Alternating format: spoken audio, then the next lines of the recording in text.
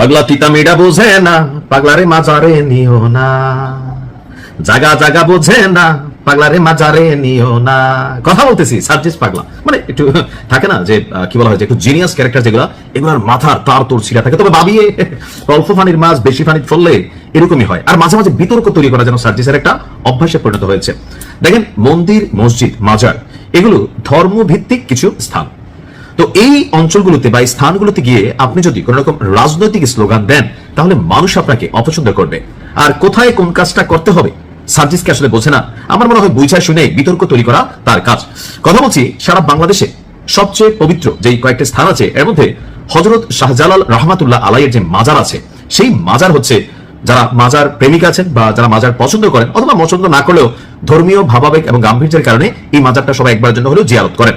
তো সেই মাজার প্রাঙ্গণে তারাবির নামাজ শেষে রাজনৈতিক স্লোগান দিয়ে আবারও সমালোচনার কেন্দ্রে পরিণত হয়েছে সার্জিস আলম। গতকালকে রাতে 10:30টার দিকে দরগাহ মসজিদে তারাবির নামাজ আদায় করে সার্জিস এবং তার সাঙ্গপাঙ্গরা। নামাজ আদায়ের পর উপস্থিত কিছু নেতাকর্মীকে নিয়ে মাজার প্রাঙ্গণে স্লোগান শুরু করে সার্জিস আলম। এই সময় এনসিপির নেতাকর্মী এবং সাধারণ মুসল্লিরা সেখানে অবস্থান করছিলেন। ভিডিওটি সামাজিক যোগাযোগ মাধ্যমে ছড়িয়ে পড়লে ধর্মীয় এবং রাজনৈতিক অঙ্গনে মিশ্র প্রতিক্রিয়া তৈরি হয়।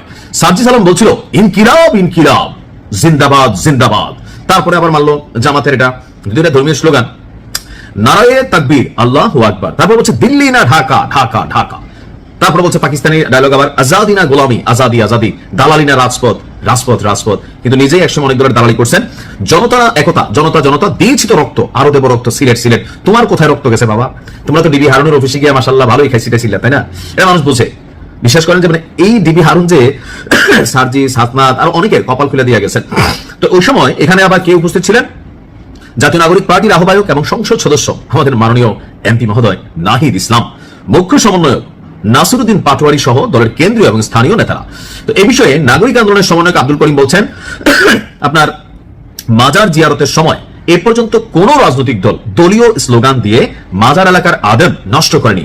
মাজার জিয়ারতের নামে এনসিপি নেতাদের এই আচরণ সুফি দরগা আদবের পরিপন্থী এবং এতে সিলেটবাসী ক্ষুব্ধ। তো এনসিপি কি বলবে, বলার মতো কিছু আছে নাকি? কিছুই নাই। আসলে মাঝে মাঝে দেশের মধ্যে একটা অস্থিতিশীল পরিবেশ তৈরি অথবা অহেতুক একটা বিষয়কে নিয়ে বিতর্কে জড়ানো, এটি মনে সার্জিস সহ নাসুর পাটোয়ারি সহ কয়েকজনের অভ্যাসে পরিণত হয়েছে। আমি আশা করি সার্জিসটা এই বিষয়টা নিয়ে সিলেটবাসীর কাছে ক্ষমা চাইবেন তথা বাংলাদেশের মানুষের কাছেও ক্ষমা চাইবেন। আসসালামু আলাইকুম।